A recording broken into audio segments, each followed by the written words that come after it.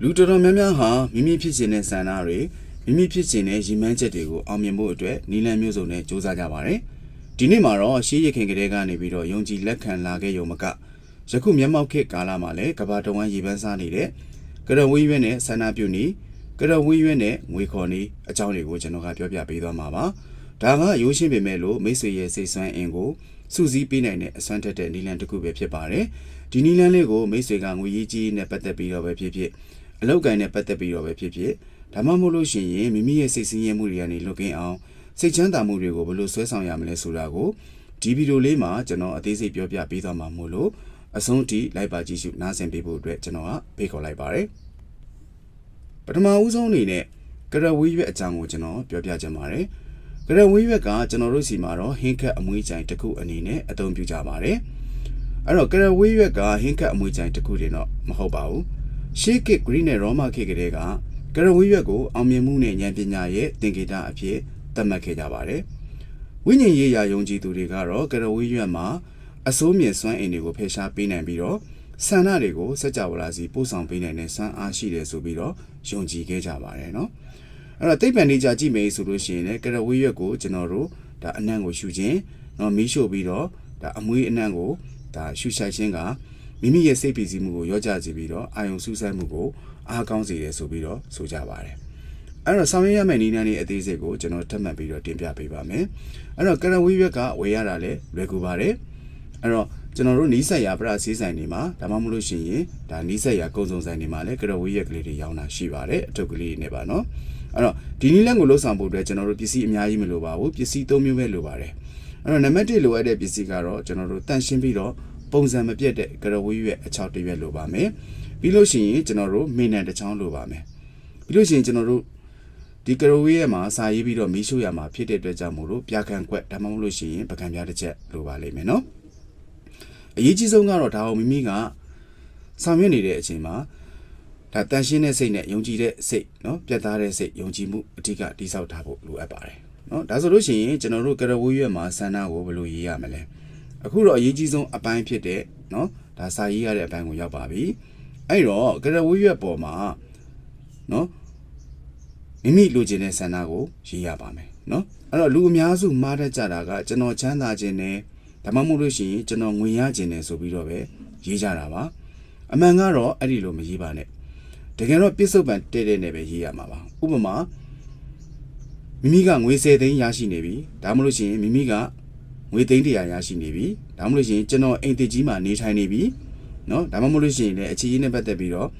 ကျမရဲ့အခြေရေးကတာယာနေပြီစသဖြင့်ရေးရမှာဖြစ်ပါတယ်လက်ရှိမိမိခံစားနေရတဲ့ပုံစံမျိုးနဲ့ပဲရေးရမှာဖြစ်ပါတယ်အဲ့တော့မိမိကငွေသိန်း100လိုချင်တယ်ဆိုကျွန်တော်သိန်း100လိုချင်လို့မရေးပါနဲ့ကျွန်တော်သိန်း100ရနေပါပြီဆိုပြီးတော့ရေးပေးပါနော်အဲ့တော့ကရဝေးရဲ့ပုံမှာမိမိလိုချင်တဲ့ဆန္ဒကိုကျွန်တော်တို့ဘောပင်လေးနဲ့ရေးပေးပါ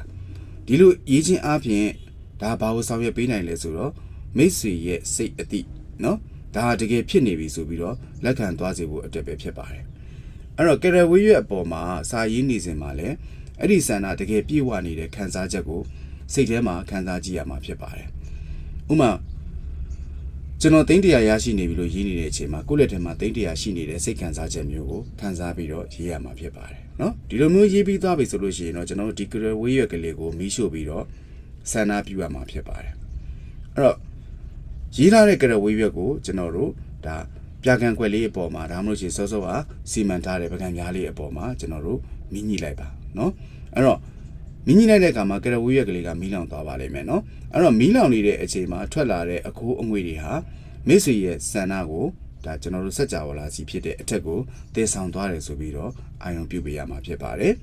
အဲ့တော့ဒီမီးရှို့လိုက်လို့ထွက်လာတဲ့မီးခိုးငွေလေးတွေကအပေါ်ကိုလွင့်တက်သွားတဲ့အချိန်မှာဒါစัจ java လာကြီးစီကိုမိမိရဲ့ဆန္ဒတွေကိုဒါဆန္ဒပြုမှုတွေကိုတည်ဆောင်သွားပြီဆိုပြီးတော့မိမိကစိတ်ထားပြီးအာရုံပြုပေးရမှာဖြစ်ပါတယ်နော်ပြီးတော့ဒီနေရာမှာသတိထားရမှာတော့မီးရှို့တဲ့အခါမှာတော့မီးပြင်းအန်ရမဖြစ်အောင်နော်အထူးပြုစိုက်ဖို့အတွက်ကျွန်တော်မှာကျင်ပါတယ်နော်ပြီးလို့ရှိရင်ကျွန်တော်တို့မီးလောင်ပြီးတော့ကြံတဲ့ပြာတွေကိုတော့ကျွန်တော်တို့လက်ထဲကိုထည့်လိုက်ပါပြီးလို့ရှိရင်ခြေပြီးတော့ကျွန်တော်တို့လေထဲကိုမှုတ်ထုတ်လိုက်ပါဒါမှမဟုတ်လို့ရှိရင်လည်းဒါအိမ်နဲ့ဝိုင်းနဲ့နေတဲ့သူတွေကတော့ဒါမိမိအိမ်ထဲမှာရှိတဲ့တင့်တော်ရာနော်တင့်တော်ရာ ကျွန်တော်တစ်ပင်ချီရင်ဒီရင်မှာတူးပြီးတော့အဲ့ဒီပြားတွေကိုမြုပ်လိုက်ပါနော်နှစ်မျိုးစွန့်ပစ်လို့ရပါတယ်တစ်မျိုးကလက်ထဲကိုတက်ခြေပြီးတော့မှုတ်ထုတ်လိုက်ပါနောက်တစ်မျိုးကတော့မိမိခြံဝင်းအိမ်ဝင်းထဲမှာရှိတဲ့တစ်ပင်ချီတစ်ခုခုမှာအဲ့ဒီပြားတွေကိုဒါလွှင့်ပေးရမှာဖြစ်ပါတယ်နော်အဲ့တော့မှုတ်ထုတ်လိုက်ပြီဆိုလို့ရှိရင်လည်းဒါဟာငါရဲ့ဆန္ဒကိုဒါလွတ်တင်လိုက်ပြီးမကြခင်မှာဖြစ်လာတော့မယ်ဆိုတဲ့သဘောပဲဖြစ်ပါတယ်နော်နောက်တစ်ခုကကျတော့ကျွန်တော်တို့ဒါပက်ဆန်အိတ်ထဲကိုထည့်တဲ့နည်းလမ်းဖြစ်ပါတယ်ဒုတိယနည်းလမ်းကတော့ကျွန်တော်တို့ပက်ဆန်အိတ်ထဲမှာအမြဲဆောင်ထားခြင်းပါပဲအထူးသဖြင့်တော့ငွေကြေးအတွက်ဆန္ဒပြုထားရင်ပို့ပြီးတော့ထိရောက်ပါတယ်အဲ့တော့ငွေကြေးနဲ့ပတ်သက်ပြီးတော့ဒီအစီအမံကိုဆောင်ရွက်ခြင်းတဲ့သူတွေအနေနဲ့ကတော့ကျွန်တော်အပေါ်မှာတင်ပြထားတဲ့အတိုင်းပဲကရဝေးရက်မှာမိမိဖြစ်ခြင်းတဲ့ဆန္ဒငါမှ300ရရှိနေပြီကျွန်တော်မှ3000ရရှိနေပြီစသဖြင့်ရေးပါရေးပြီးသွားလို့ရှိရင်ပတ်စံအိတ်ထဲမှာဆောင်ထားပေးပါနော်အဲ့တော့ပတ်စံအိတ်ထဲဆောင်တာကတော့ငွေကြေးကိစ္စရပ်တွေတဲ့အဓိကဆောင်ရွက်ခြင်းတဲ့သူတွေအနေနဲ့ပို့ပြီးတော့ထိရောက်ပါတယ်အဲ့တော့ဒီကရီးရက်ကမိတ်ဆွေစီကိုငွေဝင်လာအောင်ဆွဲဆောင်ပေးမယ်တန်လိုက်တစ်ခုလို့သဘောထားပါနော်အဲ့တော့ပတ်စံအိတ်ထဲထားတာဖြစ်တဲ့အတွက်ကြောင့်မို့လို့အရွက်ဒီအချောက်ဖြစ်တဲ့အတွက်ကြောင့်မို့လို့ကျွန်တော်တို့ကြေမွန့်သွားနိုင်ပါတယ်ဒါပေမဲ့ကြေမွန့်သွားလဲပြဿနာမရှိပါဘူးကြေမွန့်သွားတဲ့အထိထည့်ထားနိုင်ပါတယ်နော်အစ်စ်လဲစရာလဲမလိုပါဘူးထည့်ထားလို့ရပါတယ်ဒါမိမိကအဲ့ဒီပို့ပြီးတော့တသက်ရဖြစ်နေတယ်ဆိုလို့ရှိရင်ဒီကရီးရဲ့လေပေါ်မှာမိမိကစာရေးပြီးသွားလို့ရှိရင်ကျွန်တော်တို့အိတ်တန်တန်အဖြူလေးတစ်ခုတည်းကိုထည့်မိပိတ်ပြီးတော့ကျွန်တော်တို့ပတ်စံအိတ်ထဲကိုထည့်ထားနိုင်ပါတယ်နောက်တစ်ခုကကြတော့ဒီလိုကြေမွန့်သွားလို့မိမိကအစ်စ်ပြန်လဲခြင်းနေဆိုလို့ရှိရင်လဲလဲနိုင်ပါတယ်နော်အစ်စ်ပြန်ပြီးတော့စီမံနိုင်ပါတယ်နော်အဲ့တော့အဓိကကတော့ဒါကတော့ယုံကြည်မှုနဲ့ကျွန်တော်တို့တိဆောက်ရခြင်းဖြစ်ပါတယ်เนาะအဲ့တော့ဒီကုန်းချုပ်အနေနဲ့ကျွန်တော်ပြောပြချင်တာကတော့ဒါကရဝေးရွက်ကိုအားကိုးပြီးတော့ပဲထိုင်ဆောင်နေလို့တော့မရပါဘူးအဲ့တော့ဒီနီးလန်းကဒါမိတ်ဆွေရဲ့စိတ်ကိုအကောင်းမြင်လာစေဖို့နဲ့လမ်းကြောင်းမှန်ပေါ်ရောက်လာစေဖို့အထောက်အကူပြုတာပဲဖြစ်ပါတယ်အဲ့တော့မိတ်ဆွေကလုပ်ငန်းတစ်ခုမှာအောင်မြင်ခြင်းလို့ဆန္ဒပြုထားရင်အဲ့ဒီလုပ်ငန်းအတွက်မိတ်ဆွေကိုယ်တိုင်လည်းအကောင်းဆုံးစူးစမ်းဖို့လိုအပ်ပါတယ်အဲ့တော့အခွင့်အရေးတွေရောက်လာတဲ့အခါမှာလည်းလက်လွတ်မခံမဲနဲ့ကျွန်တော်တို့ဖန်ဆုပ်နိုင်ဖို့เนาะဒါလိုအပ်ပါတယ်เนาะအဲ့တော့ဒီနေ့မျှဝေပေးခဲ့တဲ့နီလန်းလေးကိုဒါမိတ်ဆွေတို့အနေနဲ့စမ်းသက်ကြည့်ဖို့လည်းကျွန်တော်ကတိုက်တွန်းချင်ပါတယ်အဲ့တော့ဒါလေးကเนาะအနောက်ဥရောပနိုင်ငံတွေမှာလည်းအင်မတန်မှခေတ်စားတဲ့เนาะအင်မတန်မှကျွန်တော်တို့ထိရောက်တဲ့ဒါငွေခေါ်တဲ့နီလန်းစက်ကြဝဠာကြီးကိုဆန္ဒပြုတဲ့နီလန်းပဲဖြစ်ပါတယ်ဒါနဲ့ပတ်သက်ပြီးတော့မိတ်ဆွေတို့အနေနဲ့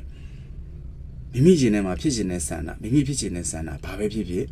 ဆောင်ရွက်လို့ရပါတယ်เนาะဒါကြောင့်မို့လို့ဒီဗီဒီယိုတွေကိုကျွန်တော်ကဒီကနေ့မှာဒါမိတ်ဆွေများကိုတင်ဆက်ပြီးတော့ကျွန်တော်မျှဝေပေးလိုက်ရခြင်းဖြစ်ပါတယ်အဲ့တော့မိတ်ဆွေတို့အနေနဲ့လည်းစမ်းကြည့်ကြပါเนาะထူးခြားမှုတစ်စုံတစ်ရာရရှိခဲ့တယ်ဆိုလို့ရှိရင်လည်း comment မှာကျွန်တော်ကိုဒါလာပြီးတော့ပြောပြပေးဖို့အတွက်လည်းကျွန်တော်ကဖိတ်ခေါ်ပါတယ်เนาะအဲ့တော့မိတ်ဆွေတို့ရဲ့ဆန္ဒတွေလည်းအမြန်ဆုံးဒါပြည့်ဝပါစေเนาะမိတ်ဆွေတို့ရေထဲမှာဖြစ်နေတဲ့ဆန္ဒတွေလည်းเนาะဒါပြည့်ဝကြပါစေအောင်မြင်ကြပါစေလို့ကျွန်တော်ကနေပြီးတော့ဆုမွန်ကောင်းတောင်းပေးလိုက်ပါတယ်အဲ့တော့တခြားသူများလည်းသိရှိသွားအောင်မျှဝေခြင်းဖြင့်လည်းမိတ်ဆွေတို့အနေနဲ့ဒါကုသိုလ်ယူကြပါเนาะအဲ့တော့ကျွန်တော်ရဲ့မိတ်ဆွေများပေါင်းလည်းဘေးရခတ်တင်ကင်းငြိမ်းကြပါစေဒေါသခတ်တင်ကင်းငြိမ်းကြပါစေတောကခတ်တင်ကင်းငြိမ်းကြပါစေကြောင်းကြခတ်တင်ကင်းငြိမ်းကြပါစေစင်းရဲခတ်တင်ကင်းငြိမ်းကြပါစေနှလုံးစိတ်ဝဲအေးချမ်းကြပါစေကောင်းကျိုးလူရဆန္ဒများပြည့်ဝကြပါစေเนาะမိတ်ဆွေတို့ယင်ထဲမှာ